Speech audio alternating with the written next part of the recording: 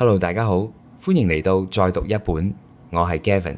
想問下大家，假如你今年25歲，有兩條路可以揀。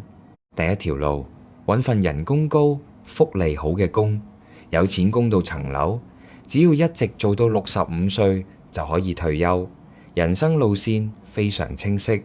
第二條路，冇人可以俾你一張地圖，你今年可能沉迷沖咖啡，出年突然想學攝影，過多2年又想考潛水牌、學日文、做 UI/UX， 甚至有朝一日開一間屬於自己嘅公司。我相信大部分人，甚至你嘅父母都想你揀第一條路。問題嚟啦，每當你同身邊嘅人講你想做啲特別嘅事，但總會有人潑你冷水，話你都唔使啦，生性啲啦，咪嘥錢嘥時間啦，做嚟有咩用？如果你聽過以上說話，我相信今日呢集你一定會好有共鳴，因為我相信香港有好多人都曾經因為自己興趣太多，轉得太快而懷疑過自己。明明做緊一份人人都覺得唔錯嘅工，但做咗2-3年就開始覺得悶。明明學咗一樣嘢，又突然對另一樣嘢產生興趣，甚至有一刻你會開始懷疑，係咪我太3分鐘熱度？係咪我冇毅力？定係我有 ADHD 呢？今日我要介紹呢本書《熱情人生的冰淇淋哲學》，可能會徹底改變你對自己嘅睇法。呢本書最吸引我嘅地方，唔係教你點樣管理時間或規劃職涯，而係佢一開頭就提出一個非常大膽嘅觀點。如果你興趣好多，成日轉工，永遠對新事物充滿好奇，問題可能根本唔係你，而係呢個社會一直都用一把錯嘅尺去衡量呢一班人。而呢班人，佢稱之為文藝復興靈魂，借用歐洲文藝復興時代嘅精神，只要有心，人皆全能。當時社會非常推崇一個人同時喺唔同領域都有所成就，但去到現代社會，漸漸變成高度分工。如果一個人興趣太多，轉行轉得頻密，往往會被貼上負面標籤。所以作者 Margaret 用文藝復興靈魂嚟為大家證明。Margaret 做咗好多年生涯規劃顧問，佢接觸過好多客人，表面上背景完全唔同，但內心都有同一種焦慮。有一個27歲女仔，大學雙修天文學同法文，做過保姆、劇團後台、旅行社，但佢父母會同其他人講：唉，我個女仲未定性。另一個係40幾歲嘅公司高層，有車有樓有地位，但佢同作者講：我而家最想做嘅係去學意大利文同埋研究有機耕種，但佢一直唔敢，驚屋企人會話自己不負責任。睇到呢度，我第一時間諗起香港。香港人成日都相信成功嘅人生應該係一條直線，讀名校、考 DSE、JUPAS 揀一個有前途嘅學科，畢業入大公司，努力升職、買樓、退休。如果你中間突然轉方向，身邊總會有人問：做得好好地，點解要轉呢？又要從頭嚟過。如果你份 CV 寫住2年做 marketing， 1年做 wedding planner， 半年去學沖咖啡，之後又去外國 working holiday， 我相信唔少 HR 第一眼睇到都會皺一皺眉，心諗呢個人會唔會太 jumpy？ 但作者話，其實我哋一直誤會咗一件事。睇返歷史上好多好高成就嘅人都唔係只識一樣。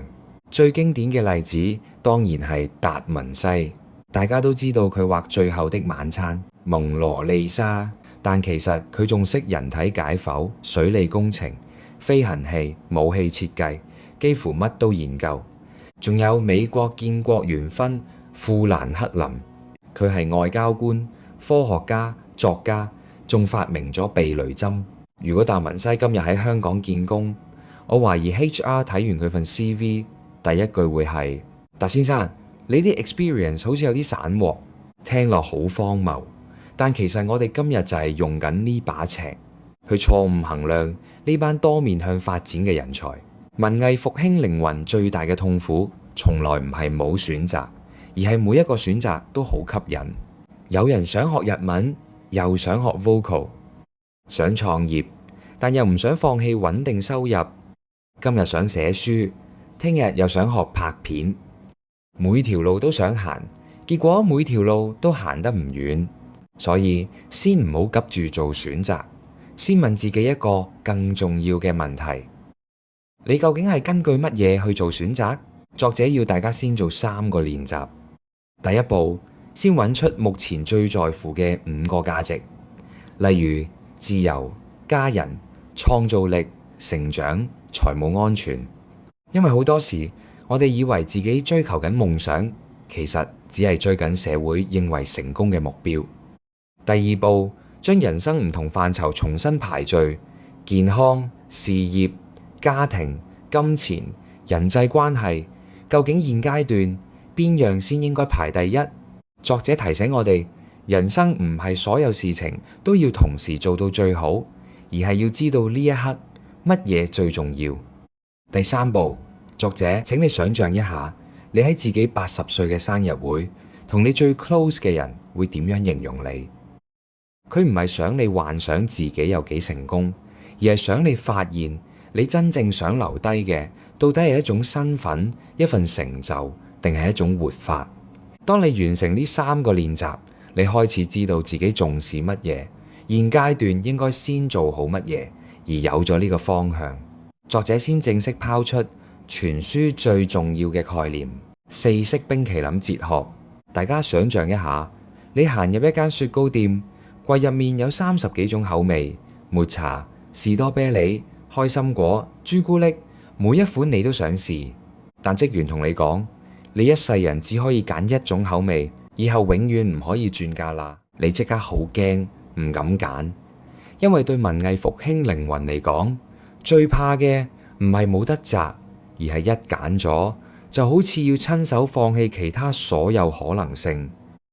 但另一個極端，假如職員話30幾種任你一次過食晒，你可能每款只試到一啖，未搞清楚自己真正中意邊種，就已經食到太飽，最後乜嘢滋味都分唔清楚。所以作者提出咗一個介乎兩者之間嘅方法——焦點組合策略。你唔需要從此只守住一種口味，亦唔需要同一時間將成間雪糕店搬返屋企。你只需要問自己，根據我最重視嘅價值，現階段嘅先後次序，依家最值得我投入嘅幾個焦點係乜嘢？然後就好似揀4式雪糕一樣，從眾多熱情入面，暫時揀出4個你願意認真投入嘅重點。呢4個焦點可以係工作、創作、學習、家庭、健康、義工服務，甚至係一個純粹令你好奇嘅計劃。組合方式因人而異，冇一套標準答案。舉個例子，你現階段嘅4種口味可能係發展正職事業、學習拍片、湊小朋友、改善身體健康。另一個人嘅組合可能係烹飪、學英文、經營小生意同參與社區服務。重點係佢哋有冇反映你真正重視嘅事？點解要限制自己只聚焦4個重點？因為我哋嘅時間同精力始終有限，將焦點收窄係令每一份熱情都有足夠空間真正成長。最重要係聚焦從來唔等於放棄。你今日揀咗4種口味，唔代表其餘口味永遠消失，只係代表現階段你決定先好好品嘗呢4種。當某個焦點已經完成，或者你嘅價值發生改變，你可以將其中一種換走，再加入另一個等待已久嘅熱情。例如今季你嘅士多啤梨係學日文，當你達到想要嘅程度，下一季就可以換成開心果，開始學剪片。你唔需要一次過食晒所有口味，亦唔需要一世只食同一種。講到呢度，相信好多香港人都會問，講就講得好聽啦，但我要交租、供樓、養屋企鑊，熱情可以當飯食咩？作者話呢個係一個常見嘅誤會。好多人以為人生只有2個選擇，一係繼續打一份自己唔中意嘅工，一係索性辭職，全力追夢。但作者話中間仲有第3條路。Real work 真工作，真工作唔一定係你夢想中嘅工作，但佢應該可以做到3件事。首先要提供穩定收入，令你唔使日日擔心生活，然後放工之後仲有時間同精力發展自己真正嘅熱情，仲可以幫你學技能、儲經驗、建立人脈，為將來鋪路。換句話講，呢份工未必係終點，但可以成為你夢想嘅跳板。例如，你一直夢想開一間韓式咖啡，與其今日就借錢創業，不如先去大型餐飲集團做 Operations Manager。你表面上係打一份工，但其實日日都免費，學緊點樣管理庫存、安排人手、控制成本同經營生意，一路幫緊將來嘅自己累積經驗。不過文藝復興靈魂仲有另一個煩惱，我唔係只中意一樣嘢喎。如果份工淨係做到一樣，我咪好快又悶。所以作者再提出另一個概念：工作傘 （Job Umbrella）。所謂工作傘，就係揾一個夠大嘅職業身份，將你好多唔同嘅興趣都放喺同一把傘下面。例如做 YouTube 說書人，表面睇流程都差唔多，讀書、整理重點、寫稿、錄音、拍片，但內容可以完全唔同。今個星期講心理學，下個星期講 AI， 再下個星期講歷史或創業。流程一樣，但你探索緊嘅世界永遠唔一樣。又例如開咖啡，你以為自己只係老闆，其實每日都要輪流做廚師、品牌設計師、marketing、採購同財務。